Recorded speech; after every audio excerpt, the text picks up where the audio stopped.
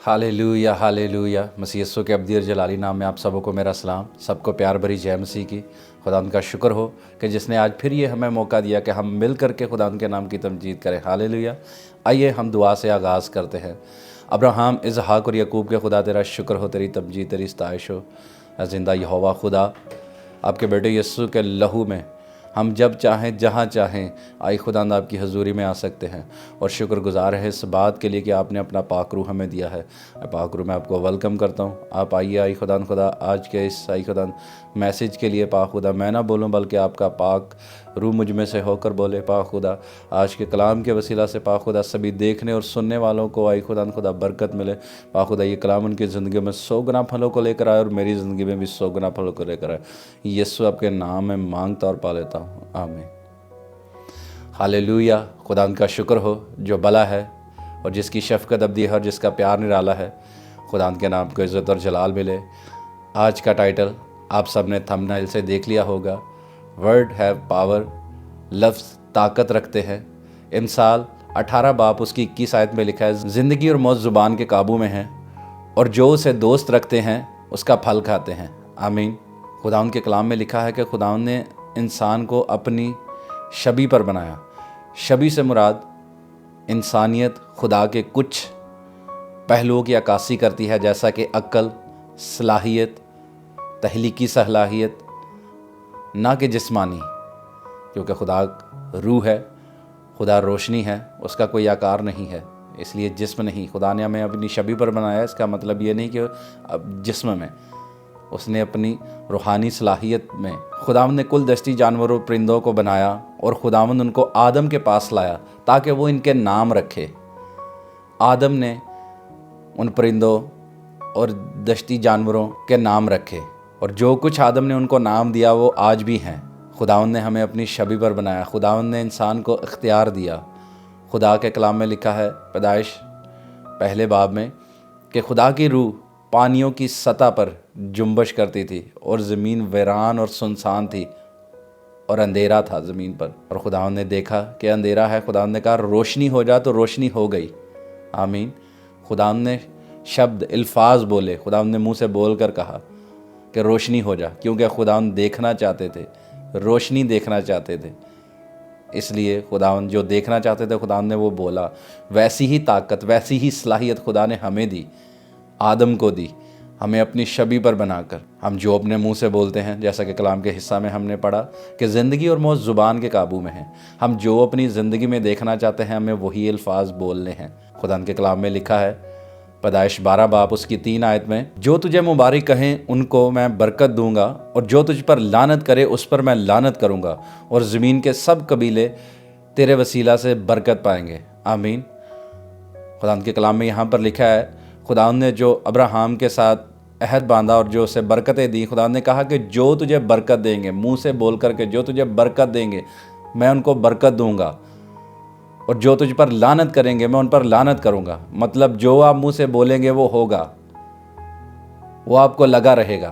खुदा के कलाम, जिंदा कलाम में से जब हम इसाव और यकूब की कहानी को पढ़ते हैं तो वहाँ पर यकूब ने अपने बाप इसहाक को धोखा देकर अपने भाई इसाव की जगह पलौठे होने के बरकत से ले ली।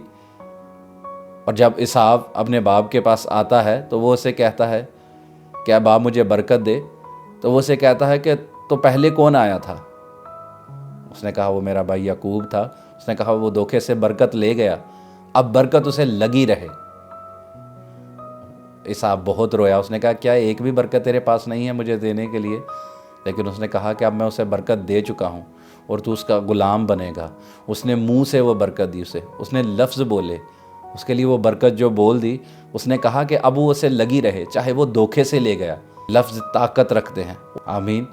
इसलिए हमें सोच समझ कर बोलना है कि हम क्या बोलते हैं। हमारे लफ्ज़ ताकत रखते हैं क्योंकि खुदा ने हमें ताकत दी है। हमारे ज़ुबान में, हमारे अल्फाज में खुदा ने ताकत भरी है। जैसा कि हमने कलाम में से पढ़ा और देखा कि खुदा ने कहा कि रोशनी हो जा, तो रोशनी हो गई, खुदा ने कहा। इसी तरह खुदा ने आदम के सामने जो जानवरों को और परिंदों को लेकर आया उसके नाम आदम ने रखे और वो आज तक हैं। खुदा ने उसे इख्तियार दिया, खुदा ने उसे वो सलाहियत दी। खुदावंद ने उसे वो तकनीकी, आज भी हम देखे थे दुनिया भर में इंसान ने कितनी तरक्की की है, कितनी ज़्यादा चीज़ें बनाई उसने, वो सलाहियत है, वो खुदा ने अपनी उसे सलाहियत दी, तहलीक करने की सलाहियत, क्रिएट करने की, मेड करने की, चीज़ें बनाने की सलाहियत उसे दी अपनी छवि पर बनाकर। इसलिए हमें अल्फाज का चुनाव बहुत ही सोच समझ कर करना है। आमीन। खुदा के कलाम में लिखा है कि यूहन्ना बपतिस्मा देने वाले के बाप ज़िक्रिया के पास जब खुदा का फरिश्ता आता है उसकी पैदाइश के बारे में बताने के लिए, तो जब उसे वो मैसेज, वो गुड न्यूज़ उसे देता है, क्योंकि वो उनकी औलाद नहीं थी और वो बूढ़ा हो चुका था और उसकी बीवी भी बूढ़ी थी, तो उसने उसे इनकार किया। उसने कहा ये कैसे हो सकता है, मैं तो बूढ़ा हूँ और मेरी बीवी भी बूढ़ी हो चुकी है। उसने उसको रिसीव नहीं किया। तो फरिश्ता ने क्या कहा कि जब तक तेरे बेटे की पैदाइश ना हो जाए तो चुपका रहेगा। उसकी ज़ुबान बंद कर दी गई ताकि वो बार बार नेगेटिव वर्ड बोल के इस बरकत को कैंसिल ना कर ले, इसलिए तब तक उसका मुंह बंद कर दिया गया खुदा उनके फरिश्ता की तरफ से। इसी तरह जब हम देखें कि बिलाम नबी बल्क बादशाह के कहने पर इसराइल के लिए लानत करने के लिए आता है, बल्क बादशाह उसे उजरत पर बुलाता है कि इसराइल के लिए लानत कर, लेकिन जब वो लानत करने के लिए जाता है तो खुदा उसकी लानत को बरकत में बदल देता है। और वो बरकत जो बल्क बादशाह उसे कहता है कि मैं तो तुझे लानत के लिए बुलाया, तो उसे बरकत दे रहा है, क्योंकि वो अल्फाज जो उसके मुंह के खुदा के नबी से बोले गए थे वो असर उनकी ज़िंदगी में रखते हैं। इसलिए खुदावंद नहीं चाहता था कि वो उनको लानत दे, बल्कि खुदावंद ने उसके मुंह से बार बार जब भी वो लानत उनके लिए चाहता था, खुदावंद उसके मुंह से बरकत निकलवाता था। आमीन। इसलिए हमें सोच समझ कर, आज लोग कुछ भी बोल रहे हैं, कुछ भी, अपने बच्चों को, अपने इर्द गिर्द के लोगों को कुछ भी वो बोल देते हैं, बच्चों को बोल देते हैं, तू कुछ कर नहीं सकता, तेरा कुछ बनेगा नहीं, तू किसी काबिल नहीं है, तुझ में अक्ल नहीं है, कुछ भी बोल देते हैं। जब आप ये अल्फाज अपने बच्चों पर बोलते हैं तो वो उनकी ज़िंदगियों में असर करते हैं, वो उन्हें बनाने और बिगाड़ने में असर रखते हैं। हम देखते हैं कि इसहाक ने जो बरकत याकूब को दी उससे वो लगी रही, और आज भी हम देखते हैं उसका असर उसकी ज़िंदगी में है। इसलिए अल्फाज का चुनाव सोच समझ कर करें कि हम क्या बोलते हैं। दुआ करने के लिए अपने, जब कभी भी आप दुआ कीजिए, ईमान के साथ दुआ कीजिए, अल्फाज का अच्छा चुनाव कीजिए, खुदा उन पर ईमान रखते हुए। खुदा उनके कलाम में जब भी हम कलाम पढ़ते हैं तो खुदा उन पर ईमान लाने से, जिस किसी ने शिफा पाई, जिस किसी ने बरकत पाई, खुदा पर ईमान लाते हुए उन अल्फाज को अदा किया। मैं खुदा के कलाम में से पढ़ रहा था, ज़बूर 140 उसकी 9 आयत में लिखा है, मुझे घेरने वालों की मुंह की शरारत उन्हीं के सर पर पड़े।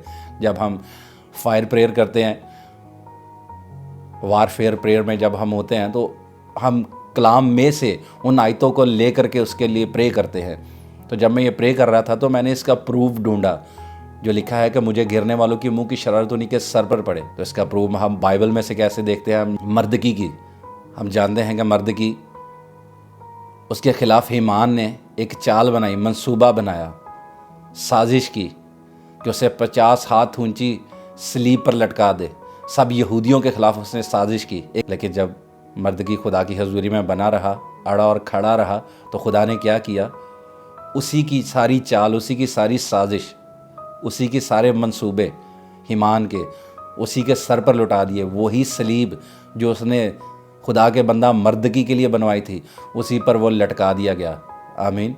इसी तरह हम देखते हैं कि दानियल नबी, खुदा के बंदा दानियल के लिए, जब उसके साथ काम करने वाले लोगों ने उससे जेलसी करके, उससे दुआ करने से रोकने के लिए उसके ख़िलाफ़ साजिश बनाई, एक कानून पास करवाया बादशाह से कि आज के बाद बादशाह, सब लोग पूरी सल्तनत में तेरी प्रस्तिश करेंगे, तेरी इबादत करेंगे, कोई दूसरे माबूद की इबादत नहीं करेगा। तो दानियल इस बात से नहीं रुका, वो अपने ज़िंदा खुदा की इबादत करने के लिए 3 वक्त अपने घर में जाकर दुआ करता था, खुदा उनके आगे घुटने टेक कर। और यही साजिश उन्होंने की और उसे शेरों की मांद में डलवा दिया। उन्होंने जाके बादशाह को बताया कि देख दानियल, जो तेरी सल्तनत में है और ऊंचे ओहदे पर है, वो तेरी इबादत नहीं करता, वो तेरी प्रस्तिश नहीं करता, वो तेरे आगे नहीं झुकता, बल्कि अपने खुदा की इबादत करता है।